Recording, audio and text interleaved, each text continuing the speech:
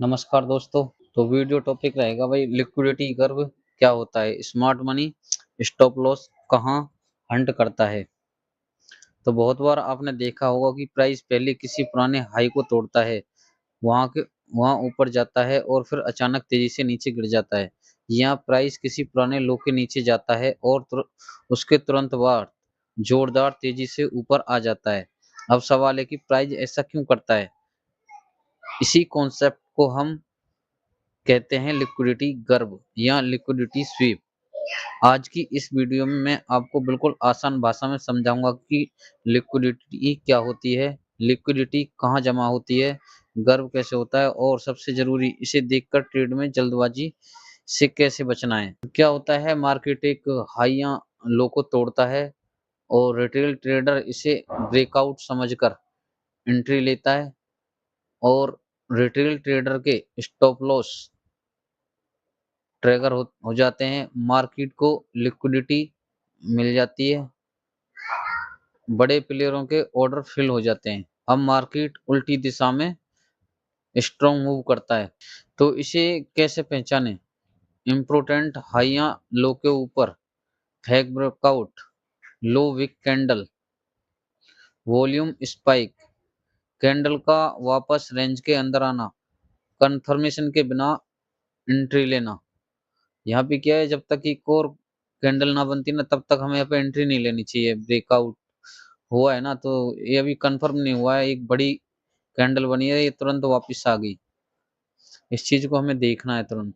और ये लिक्विडिटी गर्व ये कंप्लीट होगी। ये लिक्विडिटी गर्व यानी कि प्राइस ने स्विंग हाई को तोड़ा, रिटेल ट्रेडर ने बाई किया और स्टॉप लॉस ट्रिगर हुए, मार्केट नीचे आया और लिक्विडिटी मिली स्ट्रॉन्ग सपोर्ट से। यहाँ फिर रिवर्सल बिग मूव आया यहाँ पे बड़ा, अब मार्केट उल्टी दिशा में जाता है। याद रखें, हर ब्रेकआउट असली नहीं होता, कंफर्मेशन का इंतजार करें, इम्पोर्टेंट लेवल पर ही ट्रेड लें और रिस्क मैनेजमेंट हमेशा फॉलो करें। रिटेल फंसता कहाँ है, लिक्विडिटी। रिटेल ट्रेडर यहाँ बाई करता है, यहाँ फंसता है हमेशा, यहाँ फंसता है हमेशा रिटेल ट्रेडर, क्योंकि कंफर्मेशन नहीं होने देता है। तो स्मार्ट मनी हमेशा लिक्विडिटी के पीछे होती है। तो ये कुछ लिक्विडिटी गर्व और लिक्विडिटी के अपने एग्जाम्पल हैं। देखो यहाँ पे ये पिछला स्विंग हाई है, इसमें क्या करा है, यहाँ प्राइस ने बोलिंजर बैंड के साथ ब्रेकआउट भी दिया और ये क्या, ये वाली जो कैंडल है इसने इस हाई को, पिछले स्विंग हाई को पार करा है। ठीक है, अब क्या हुआ यहाँ पे, हमारे जैसे बंदों ने यहाँ पे बाई की होगी कॉल। ठीक है, उसके बाद तुरंत अभी हमने यहाँ पे कंफर्मेशन तो होने नहीं दिया भाई। इस कैंडल के बाद जो पिछला इसने हाई तोड़ा है, तो यहाँ पे अगली कैंडल भी ग्रीन बननी चाहिए ना, तभी हमने यहाँ पे एंट्री करनी चाहिए थी। ठीक है, अब जल्दबाजी में क्या करा, बस यहाँ पे ले ली और उसके बाद यहाँ पे लिक्विडिटी मिली स्मार्ट मनी को और तुरंत एक बड़ी कैंडल नीचे की तरफ आ गई। ठीक, क्योंकि फास्ट आएगी इसमें जब लिक्विडिटी ज्यादा मिलेगी तो, क्योंकि यहाँ से यहाँ तक बोलिंजर बैंड का एक मूवी खुल रहा था। धीरे धीरे यहाँ पे पिछले स्विंग हाई को ना भी देख रहे हुए बंदे तो यहाँ पे क्या करेंगे, जल्दी जल्दी इसमें एंट्री मारेंगे, क्योंकि बोलिंजर बैंड खुलता है तो ये एक स्ट्रेटजी भी है। तो इसलिए यहाँ पे बहुत बड़ी स्पाइक दी है प्राइस ने। ठीक है, नीचे की साइड। अब यहाँ पे देखो, यहाँ ये पिछला स्विंग हाई है, यहाँ पे ये कैंडल बनी है, इसने इसको प्राइस पिछले स्विंग हाई के बराबर बना दी और एक विक भी मारी है।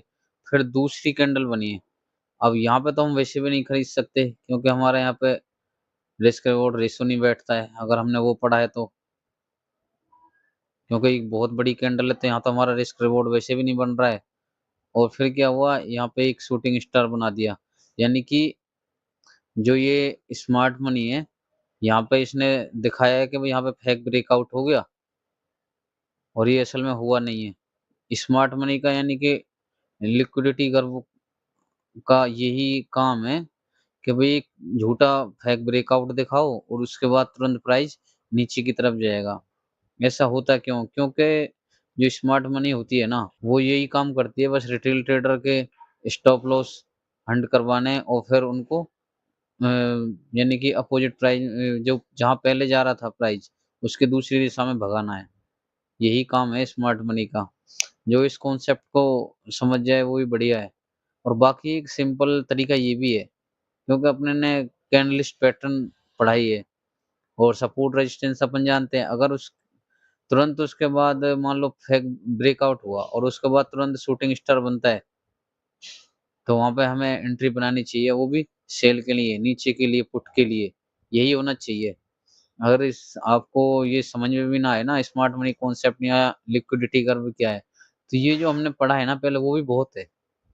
उससे भी आप ट्रेड ले सकते हो, ऐसा नहीं है। मैं तो उसी से लेता हूँ अधिकतर।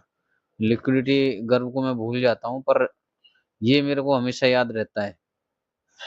मैं लिक्विडिटी कर्व के उस विपक्ष में नहीं हूँ, पर हाँ, कई बार क्या है कि ये समझना, इतना ही समझ लो कि भई इसमें अगर तुरंत जब तक कन्फर्मेशन कैंडल ना बनेगी, जब तक हम एंट्री ना बनाएँगे, तो इसके हम फेक ब्रेकआउट से बच जाएँगे। यानी कि फेक ब्रेकआउट कह लो या फिर उसे लिक्विडिटी कर्व या स्मार्ट मनी कॉन्सेप्ट समझ लो, एक ही बात है ये। अगर यहाँ पे शूटिंग स्टार बन गया उसके बाद एंट्री बनाओ। हाँ, अगर हम यहाँ तो वैसे भी नहीं कर सकते कि भई हमारे यहाँ रिस्क रिवॉर्ड रेश्यो बैठ ही नहीं रहा। ये चीज़ हमें समझ आनी चाहिए ना। और ये देखो यहाँ पे पिछला स्विंग हाई है, इसने एक बड़ी स्पाइक में बड़ी कैंडल बनाई, तुरंत फिर भी इसने विक वाली ही कैंडल बनाई है। अब क्या होगा यहाँ पे लिक्विडिटी मिल गई स्मार्ट मनी को और तुरंत अब क्या करा, एक तो इसने जो वो ऊपर के लिए ले रहे थे, उनका यहाँ पे स्टॉप लॉस हिट होगा और तुरंत प्राइस फिर नीचे की साइड आएगा बहुत तेज मूव में। ऐसा ही आता है इसमें। तो जब भी एक सपोर्ट रेजिस्टेंस पे प्राइस जाता है ना, तो वहाँ पे संभल जाना चाहिए। या तो आपने अगर पोजीशन ले रखी है तो वहाँ पे टाइम से ही काटो। और ये क्या है कि लग रहा है तुम्हें कि भाई यहाँ पे जब ये ब्रेकआउट हो रहा है, तो पहले आराम से होने दो, जब तक कंफर्मेशन कैंडल नहीं बन जाती है। ठीक है, यही है इसका। अगर जब तक तुम जल्दबाजी करोगे तो फंसोगे, सीधी बात यही है।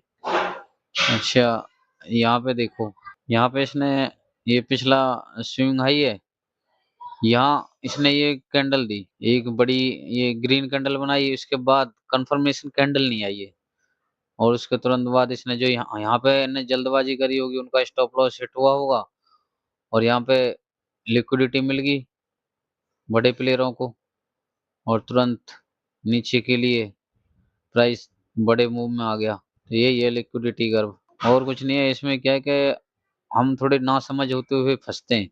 जब तक हमें कंफर्मेशन कैंडल नहीं बनी तब तक हमें यहाँ पे ब्रेकआउट या ब्रेकडाउन के लिए नहीं जाना चाहिए। ठीक है, तो थैंक यू दोस्तों।